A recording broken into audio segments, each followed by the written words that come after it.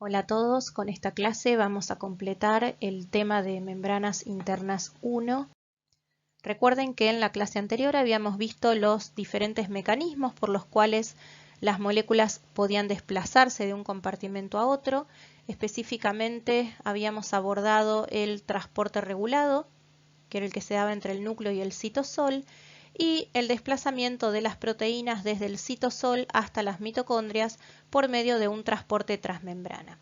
En esta clase vamos a completar los otros tipos de transporte transmembrana que se dan en las moléculas que se dirigen desde el citosol a los peroxisomas y desde el citosol al retículo endoplasmático. Los conceptos más importantes referidos a transporte vesicular van a ser abordados más adelante en membranas internas 2. Entonces, otro tipo de transporte transmembrana es el que se da en las proteínas que deben dirigirse desde el citosol hacia los peroxisomas. El ingreso a los peroxisomas es un mecanismo posttraduccional, que es el mismo que habíamos visto en aquellas proteínas que debían traslocarse a las mitocondrias, ¿sí? ¿Qué significa que esta traslocación es un mecanismo posttraduccional? Significa que primero la proteína se va a sintetizar por completo en el citosol y luego se va a dirigir a los peroxisomas, y en este caso la particularidad que tiene es que esta proteína va a ingresar al peroxisoma de manera plegada. Bien, ¿y qué son los peroxisomas? Los peroxisomas son orgánulos pequeños que tienen forma de vesícula, ¿sí? Están rodeados por una única membrana y presentan la particularidad de contener numerosas enzimas oxidativas, ¿sí? Como la catalasa, las oxidasas. Acá podemos ver en un corte de una célula hepática de rata cómo dentro de sus peroxisomas tenemos una región más densa representada por elevadas concentraciones de la enzima urato oxidasa. Estas enzimas oxidasas van a catalizar las reacciones oxidativas en las cuales se genera como producto final peróxido de hidrógeno, ¿sí? De ahí el nombre que recibe esta organela de peroxisoma, ya que es el sitio donde se sintetiza peróxido de hidrógeno. Este peróxido de hidrógeno es utilizado por otra enzima, la catalasa, para detoxificar sustancias hidrosolubles, ¿sí? La catalasa entonces utiliza este peróxido de hidrógeno para oxidar otros sustratos mediante reacciones de peroxidación. El peróxido de hidrógeno, sin embargo, cuando se acumula en grandes cantidades en la célula puede llegar a ser nocivo. Y es así como que esta misma enzima, la catalasa, tiene la capacidad de convertirlo en agua y oxígeno. Entonces, la función principal del peroxisoma o una de sus funciones es la detoxificación de compuestos hidrosolubles mediante reacciones de oxidación y de peroxidación. Bien, por eso los vamos a encontrar en grandes cantidades, por ejemplo, en las células hepáticas o en las células del riñón. Como vimos recién, una de las funciones de los peroxisomas es la detoxificación de sustancias hidrosolubles, como puede ser fenoles, ácido fórmico, alcohol, formaldehído, etc. En los peroxisomas también puede ocurrir el acortamiento de ácidos grasos de cadena muy larga, o sea, la beta-oxidación de estos ácidos grasos, generando acetil-CoA que se exporta al citosol. Y estos peroxisomas también pueden ser el sitio donde se sintetizan ácidos biliares y plasmalógenos. Los plasmalógenos son un fosfolípido particular que es muy abundante en la vaina de mielina de las células nerviosas y por eso muchas alteraciones a nivel de los peroxisomas se relacionan fuertemente con enfermedades neurológicas. Las proteínas entonces que deben dirigirse al peroxisoma, recuerden que presentaban una secuencia señal que tenía la particularidad de encontrarse en el extremo C-terminal de la proteína y que estaba constituida por 3 aminoácidos específicos, la serina, la lisina y la leucina. Esta secuencia señal es reconocida por un receptor proteico que se llama peroxina 5. ¿Sí? La peroxina 5 entonces se va a unir a la secuencia señal y va a acompañar a la proteína hasta la membrana del peroxisoma. La membrana del peroxisoma presenta un traslocador formado por diferentes peroxinas. Estas peroxinas van a formar como una especie de poro dinámico que va a adaptar sus dimensiones al tamaño de la proteína, y este es el motivo por el cual estas proteínas pueden ingresar de manera plegada. Acá vemos con más detalle cómo ese receptor proteico, la peroxina 5, reconoce y se une a la secuencia señal ubicada en el extremo C-terminal de aquella proteína que debe ingresar al peroxisoma, la lleva hasta la membrana del peroxisoma y la acompaña hasta el interior de este orgánulo. Y luego vuelve al citosol vacío para unirse a una nueva proteína. Existe una enfermedad causada por una mutación en el gen que codifica justamente a la peroxina 5. Esa enfermedad se llama síndrome de Zellweger. Es una enfermedad hereditaria en donde los individuos mueren al poco tiempo de nacidos y se caracteriza por anormalidades muy severas a nivel de cerebro, de hígado y de riñón. Justamente 3 órganos en donde los peroxisomas son fundamentales. Estos individuos se dice que tienen peroxisomas vacíos debido a un defecto en la importación de las proteínas desde el citosol al peroxisoma. Los peroxisomas, al igual que las mitocondrias, tienen la capacidad de dividirse y reproducirse por fisión binaria. Sin embargo, se cree que pudieron haber derivado como un compartimento especializado del retículo endoplasmático, debido a que algunas de sus proteínas de membrana se integran primero en la membrana del retículo, donde se empaquetan en vesículas que se desprenden por gemación, y estas vesículas precursoras pudieron fusionarse con otras y comenzar a importar otras proteínas para convertirse en un peroxisoma maduro. El otro tipo de transporte transmembrana que vamos a ver hoy es el que se da en las proteínas que deben dirigirse desde el citosol al retículo endoplasmático. Este transporte se diferencia de los demás transportes transmembrana debido a que el ingreso a esta organela es un mecanismo cotraduccional. ¿Qué significa esto? Que a medida que se sintetiza la proteína, ésta se va traslocando al interior del retículo endoplasmático. Este transporte es muy importante, ya que al retículo ingresarán las proteínas que residen en él, pero también las proteínas que se dirigirán al Golgi, al lisosoma, a la membrana plasmática, incluso al exterior de la célula.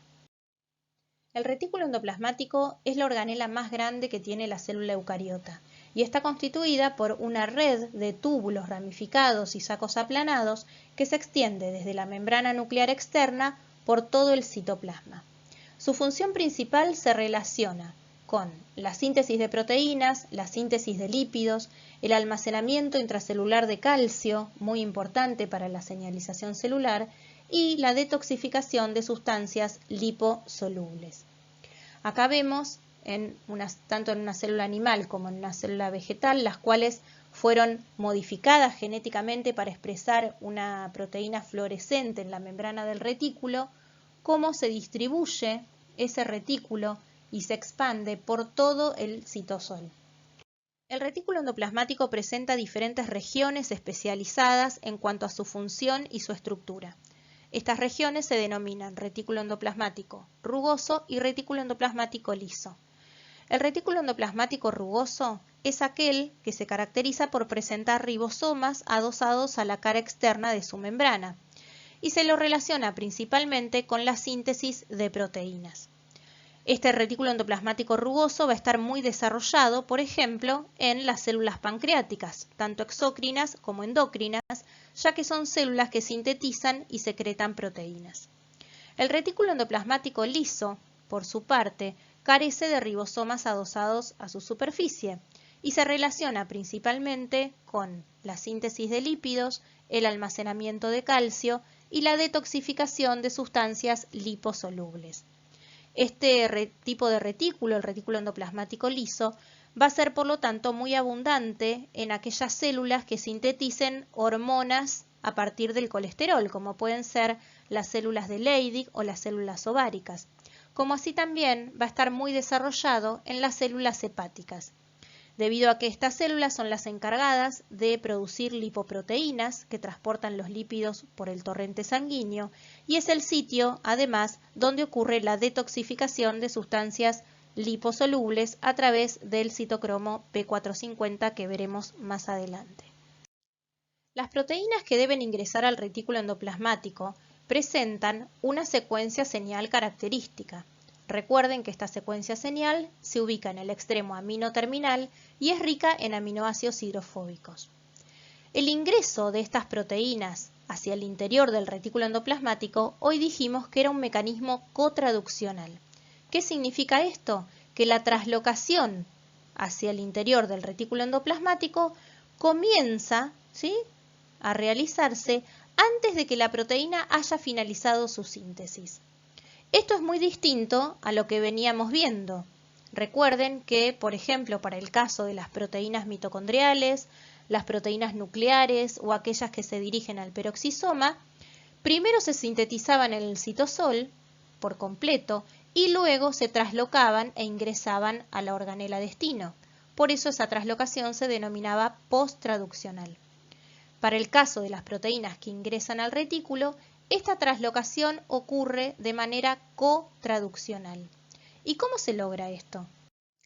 Ni bien se sintetiza la secuencia señal en el extremo amino terminal, esa secuencia es reconocida por lo que se llama partícula de reconocimiento de la señal o SRP por su nombre en inglés. La SRP tiene forma de varilla y está formada por 6 cadenas polipeptídicas unidas a una pequeña molécula de ARN. En uno de sus extremos presenta una región rica en el aminoácido metionina que forma como una especie de bolsillo y que representa el lugar donde se une a la secuencia señal. En el otro extremo presenta un dominio llamado dominio de pausa de la traducción, debido a que este dominio se va a unir al ribosoma bloqueando el sitio de unión del factor de elongación y deteniendo así la síntesis proteica. Acá vemos, por ejemplo, con más detalle cómo esa partícula de reconocimiento de la señal se va a poder unir a la secuencia señal de esta proteína que recién comienza a sintetizarse y cuando se une a esa secuencia señal de aminoácidos hidrofóbicos sufre un cambio conformacional que le permite como doblarse, debido a que tiene una región de bisagra y se une por el otro extremo al ribosoma bloqueando el sitio de unión de uno de los factores de elongación y de esa manera frenando la síntesis de esta proteína. Ahora bien, ¿para qué sirve que se frene la síntesis de esta proteína? Esta pausa en la traducción en realidad es una pausa transitoria y la finalidad que tiene es proporcionarle el tiempo suficiente a todo este complejo, ribosoma, proteína en crecimiento y SRP, para que lleguen hasta la membrana del retículo endoplasmático antes de que se complete la síntesis de la proteína, asegurando de esta manera que no se libere en el citosol. En la membrana del retículo endoplasmático vamos a encontrarnos con el receptor de la partícula de reconocimiento de la señal con la cual interactúa. La unión de la SRP con su receptor provoca que ésta sufra un cambio conformacional y de esa manera se libere, permitiendo que se reanude la síntesis de la proteína y que esta proteína comience a traslocarse hacia el interior del retículo endoplasmático a través de un traslocador proteico. Este traslocador proteico presente en la membrana del retículo endoplasmático forma como una especie de canal acuoso a través del cual pasa la cadena polipeptídica. Este canal está formado por 3 subunidades proteicas que en conjunto forman el complejo SEC61. La apertura y cierre del canal está regulado por una corta hélice que mantiene cerrado el traslocador cuando está inactivo y que se desplaza a un lado abriéndolo cuando se produce la transferencia de una cadena polipeptídica. Por lo tanto, es un canal dinámico. La proteína entonces comienza a traslocarse y cuando ya se traslocó lo suficiente, la secuencia señal que se encontraba en su extremo amino terminal es escindida por la enzima peptidasa señal. Y de esta manera queda liberada la proteína en el interior del retículo endoplasmático, o sea, en el lumen del retículo o la luz del retículo endoplasmático. Este mecanismo lo utilizarán todas aquellas proteínas cuyo destino final será o ser exportadas al exterior o residir en la luz del retículo endoplasmático o en la luz del Golgi o en los lisosomas. Sin embargo, aquellas proteínas que están destinadas a incorporarse, por ejemplo, en la membrana plasmática o en la membrana del retículo, membrana del Golgi o en la membrana de los lisosomas, deben insertarse inicialmente en la membrana del retículo endoplasmático. ¿Y cómo ocurre esta inserción? Bien, existen diferentes mecanismos por los cuales las proteínas se insertan en la membrana del retículo endoplasmático. En este caso, esta proteína presenta en su extremo amino terminal su secuencia señal que actúa como secuencia de inicio de la traslocación, algo semejante a lo que vimos anteriormente con aquellas proteínas que quedaban solubles en el lumen del retículo. Sin embargo, en este caso, esta cadena polipeptídica presenta además otra secuencia también rica en aminoácidos hidrofóbicos que se llama secuencia de paro o de detención de traslocación, esta más naranja que vemos acá. La proteína comienza a traslocarse entonces hacia el interior del retículo. Una vez que se trasloca lo suficiente, una peptidasa señal va a eliminar el péptido señal, como en el caso anterior, y cuando esta secuencia de paro de la traslocación entra en el traslocador, provoca que se frene la traslocación, ¿sí? Y de esa manera el traslocador se abre lateralmente, quedando la proteína anclada en la membrana del retículo mediante esa secuencia de aminoácidos hidrofóbicos. De esta manera queda el extremo amino de la proteína del lado luminal, ¿sí?, del retículo endoplasmático y el extremo carboxilo de la proteína del lado citosólico. En este caso vemos que las proteínas no presentan su secuencia señal en el extremo amino terminal, sino que su secuencia señal es interna, ¿sí? También actúa como señal de inicio de la traslocación. O sea, la proteína comienza a sintetizarse y cuando aparece su secuencia señal, recién ahí comienza a traslocarse, ¿sí? Entonces, ocurre la traslocación completa de la proteína. Esta secuencia señal, a diferencia de las que vimos anteriormente, no se elimina, ¿sí? Acá no actúa ninguna peptidasa señal, sino que cuando el traslocador se abre lateralmente, la proteína justamente queda anclada a la membrana del retículo a través de esa secuencia señal rica en aminoácidos hidrofóbicos. Esta secuencia señal interna puede unirse al traslocador de dos maneras diferentes, ¿sí? Y esto va a definir la ubicación de los dos extremos de la proteína. En este caso, por ejemplo, tenemos el extremo carboxilo terminal del lado luminal, ¿sí?, del retículo y el extremo amino del lado citosólico. Acá, por ejemplo, la orientación de esa secuencia señal interna es diferente y por lo tanto se va a traslocar el extremo amino, quedando como resultado el extremo amino de esa proteína del lado luminal y el extremo carboxilo del lado citosólico. Recuerden que la luz del retículo y del Golgi son topológicamente equivalentes al exterior de la célula, ¿sí? Por lo tanto, los dominios de estas proteínas que van a estar insertas en el retículo, los dominios que queden del lado luminal del retículo, se van a encontrar hacia el lado extracelular, por ejemplo, cuando estas proteínas sean transportadas hacia la membrana plasmática. ¿Qué pasa entonces con las proteínas multipaso, o sea, aquellas que deben atravesar varias veces la membrana del retículo? Bueno, en este caso, la secuencia señal que actúa como inicio de la traslocación es una secuencia interna, semejante a lo que vimos anteriormente, que no se va a eliminar, no actúa ninguna peptidasa señal, pero en este caso, además de esta secuencia interna, tenemos otra secuencia que es la secuencia de paro de la traslocación, ¿sí? Cuando esta proteína comienza a traslocarse y esa secuencia de paro se une al traslocador, se frena la traslocación de la proteína, el traslocador se abre lateralmente y la proteína va a quedar anclada en la membrana del retículo a través de sus dos secuencias, la secuencia de inicio de la traslocación y la secuencia de paro de la traslocación. En el caso que las proteínas atraviesen muchas veces la membrana, tienen sucesivas señales de inicio y de detención de la traslocación. Acá vemos cómo en esas proteínas multipaso que atraviesan muchas veces la membrana, existe una alternancia de sucesivas señales de inicio de la traslocación y señales de detención de la traslocación que permiten anclar a la proteína varias veces en la membrana del retículo, quedando expuestos tanto del lado luminal como del lado citosólico dominios en forma de bucle. Muchas de las proteínas del lumen del retículo se encuentran en tránsito hacia otros destinos. Sin embargo, hay otras que son residentes del retículo, o sea que van a cumplir su función dentro del retículo.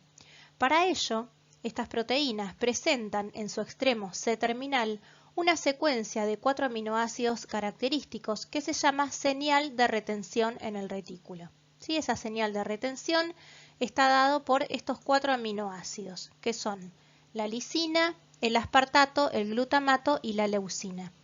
Algunos ejemplos de proteínas que cumplen su función en el retículo son, por ejemplo, la disulfurisomerasa, que es la enzima que cataliza la oxidación de los grupos sulfidrilos que están presentes en la cadena lateral de las cisteínas y de esa manera forma los enlaces disulfuro.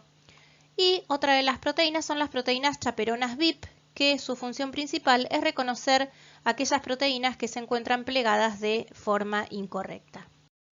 Dentro del retículo endoplasmático, las proteínas pueden sufrir diferentes modificaciones. Entre ellas está la N-glicosilación, que es el agregado y el procesamiento de hidratos de carbono, la formación de puentes disulfuro, el plegado apropiado de las cadenas polipeptídicas y el ensamblaje en el caso de aquellas proteínas multiméricas, como así también cortes proteolíticos específicos. Una de las principales funciones del retículo endoplasmático es la glicosilación de las proteínas para formar glucoproteínas, que luego vamos a encontrar en la membrana plasmática, en el Golgi, en los lisosomas. ¿En qué consiste la glicosilación? Consiste en la adición de un oligosacárido compuesto por 14 residuos de N-acetilglucosamina, manosa y glucosa al nitrógeno que se encuentra en la cadena lateral del aminoácido asparagina. Por eso se denomina N-glicosilación.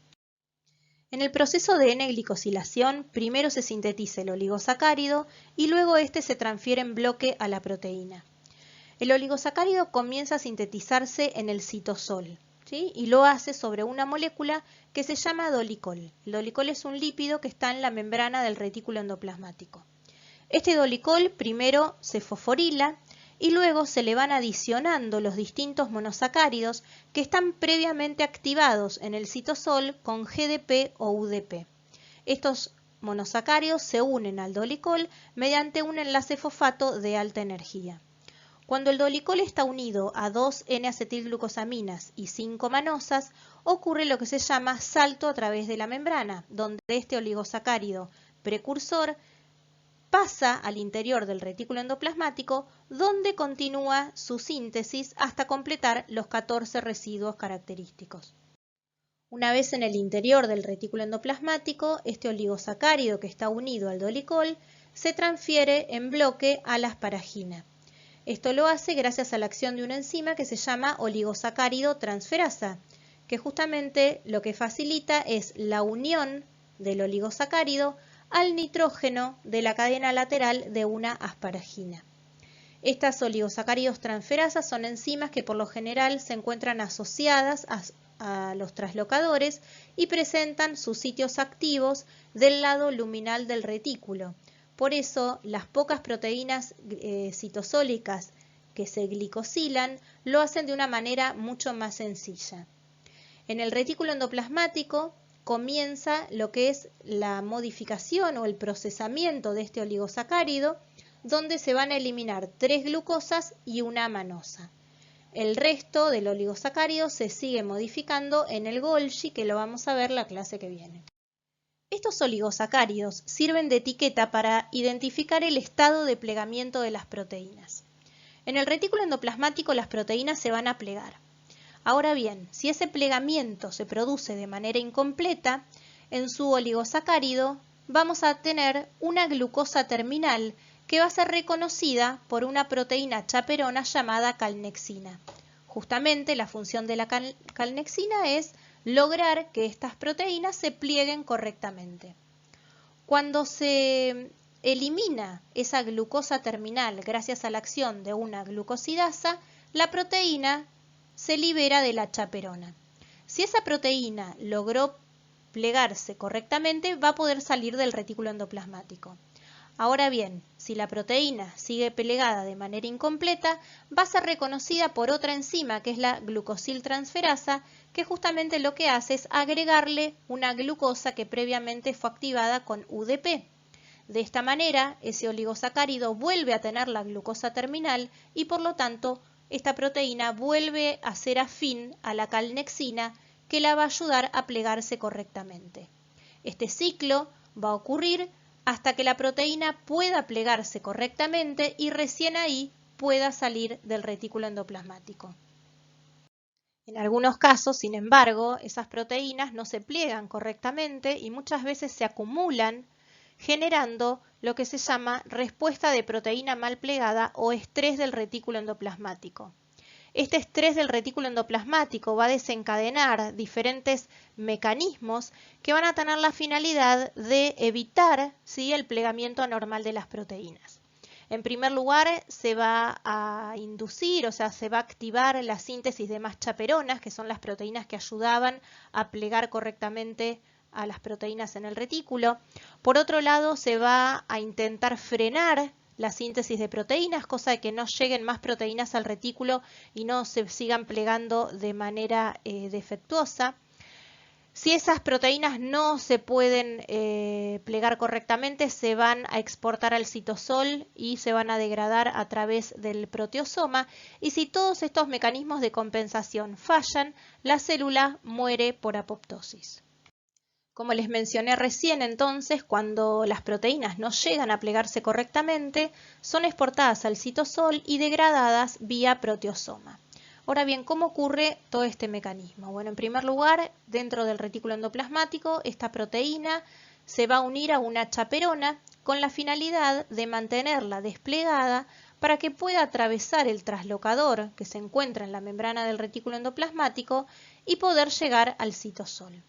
Este traslocador es un traslocador muy semejante al que utilizaron para ingresar al retículo endoplasmático. Una vez en el citosol, actúa una enzima que es la N-glucanasa, cuya función es la eliminación de los restos del oligosacárido.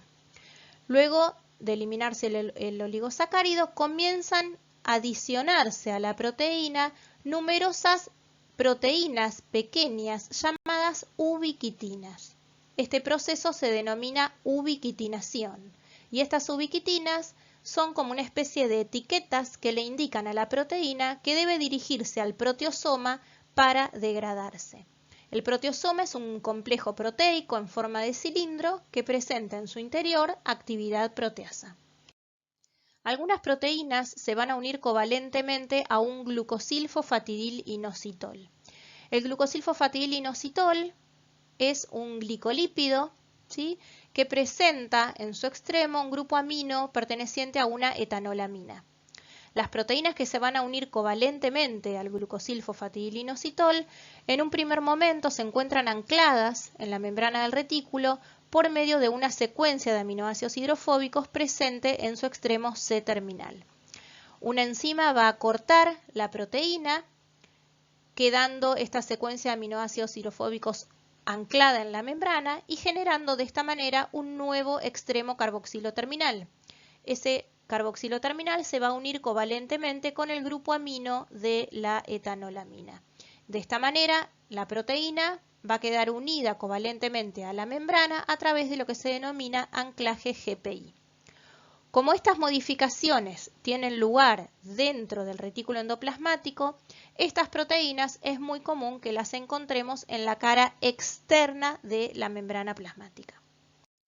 Ahora bien, ¿cuáles son las funciones del retículo endoplasmático liso? En primer lugar, es el sitio donde ocurre la síntesis de lípidos, tanto lípidos de membrana como hormonas esteroideas.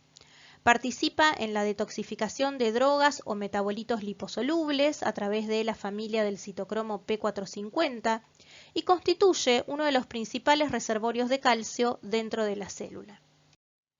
Como les mencioné recién, el retículo endoplasmático liso es el sitio donde se van a sintetizar todos los lípidos que van a constituir las membranas celulares, como por ejemplo los fosfolípidos y el colesterol. Acá a modo de ejemplo vamos a ver la síntesis de la fosfatidilcolina, ¿sí? La síntesis se va a producir sobre la cara citosólica de la membrana del retículo endoplasmático, que es donde se van a encontrar todas las enzimas que van a participar de este proceso. Primero actúa una enzima aciltransferasa que lo que hace es transferirle los dos ácidos grasos que estaban unidos a la coenzima a una molécula de glicerol, ¿sí?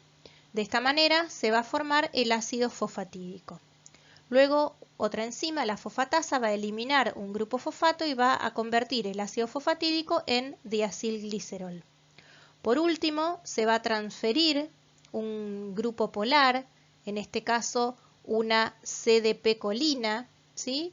Gracias a la acción de una colina fosfotransferasa se va a transferir al grupo oxidrilo que está expuesto, quedando de esta manera formada la fosfatidilcolina.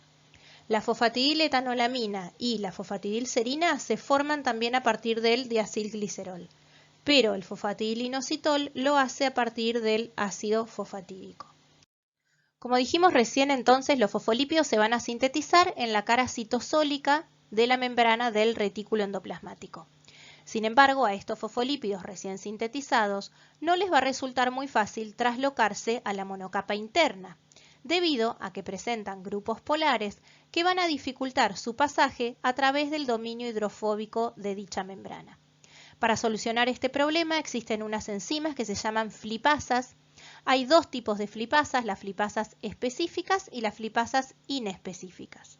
A nivel del retículo endoplasmático actúan las flipasas inespecíficas, que la función que tienen es traslocar a la monocapa interna cualquier fosfolípido independientemente del grupo polar que posea. Y de esta manera equilibra las concentraciones de fosfolípidos en ambas monocapas. Ahora bien, ¿qué pasa cuando esos fosfolípidos que se sintetizan en la membrana del retículo llegan por medio de vesículas hasta la membrana plasmática? Recuerden, cuando vimos el tema de membrana plasmática que tuvieron los teóricos con Flavio, que la membrana plasmática se caracterizaba por presentar asimetría, y uno de los elementos que marcaban esa asimetría era la distribución de los fosfolípidos entre las diferentes monocapas. Recuerden que en la cara externa, ¿sí?, de la membrana plasmática íbamos a encontrar un predominio de fosfatidilcolina y esfingomielina, y en la cara citosólica de la membrana plasmática encontrábamos fosfatidilserina y fosfatidiletoanolamina. Para mantener esta asimetría a nivel de la membrana plasmática actúa una flipasa que es la flipasa específica, que lo que hace es reconocer aquellos fosfolípidos que contienen grupos aminos libres, o sea, a la fosfatidilserina y a la fosfatidiletoanolamina, y los va a traslocar desde la cara extracelular hasta la cara citoplasmática de la membrana plasmática. En este caso, los fosfolípidos llegan, como vimos recién, desde el retículo por medio de vesículas. ¿Bien? Pero ¿qué pasa con aquellas organelas que no forman parte del sistema de endomembranas, como por ejemplo las mitocondrias? En este caso, los fosfolípidos se van a importar desde el retículo endoplasmático a través de proteínas transportadoras que transfieren los fosfolípidos desde la membrana del retículo hasta la membrana de las mitocondrias. Otra de las funciones del retículo endoplasmático liso era estar involucrado en la detoxificación de drogas o metabolitos liposolubles. Este proceso es un proceso que ocurre principalmente en el retículo endoplasmático de las células hepáticas. Estas reacciones de detoxificación están catalizadas por un conjunto de hemoproteínas que conforman la familia del citocromo P450. Este citocromo P450 se va a encontrar anclado en la monocapa externa de la membrana del retículo endoplasmático. El objetivo de estas reacciones de detoxificación es que estos fármacos o metabolitos insolubles en agua sean convertidos en moléculas lo suficientemente hidrosolubles por ejemplo, introduciendo o exponiendo algún grupo funcional hidrofílico, para que de esta manera puedan ser eliminadas a través de la orina. Estas reacciones son reacciones de monoxigenación, en las que se utiliza oxígeno y uno de los átomos de oxígeno es incorporado al sustrato, mientras que el otro es reducido a agua. Para esto se requiere de los electrones que son cedidos por el NAD-fosfato reducido, el cual se va a oxidar. El papel de estas enzimas es clave para la supervivencia de la célula, ya que sin ellas las sustancias tóxicas tenderían a acumularse, alterando el equilibrio celular y provocando trastornos funcionales e incluso la muerte de la célula. Y por último, hoy dijimos que el retículo endoplasmático es uno de los principales reservorios de calcio dentro de la célula. En las células eucariotas, la concentración de calcio libre en el citosol es extremadamente baja, de 10 a la menos 7 molar, y por lo tanto cualquier entrada de calcio en el citosol, por más pequeña que sea, se va a traducir en grandes cambios en su concentración.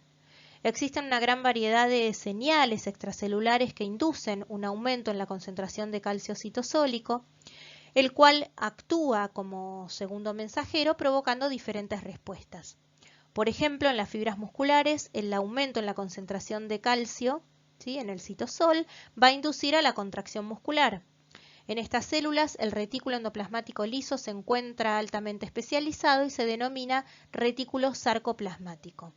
Cuando un potencial de acción despolariza la membrana de la célula muscular, el calcio se va a liberar desde el retículo sarcoplasmático hacia el citosol a través de canales de calcio, o sea, a través de un transporte pasivo por difusión facilitada. La relajación de las fibras musculares, al contrario, ocurre cuando el calcio es secuestrado en el interior del retículo, gracias a la acción de una bomba de calcio que está alojada en su membrana, que va a transportar activamente calcio hacia el interior del retículo. Para esto necesita energía, la cual la obtiene a partir de la hidrólisis del ATP.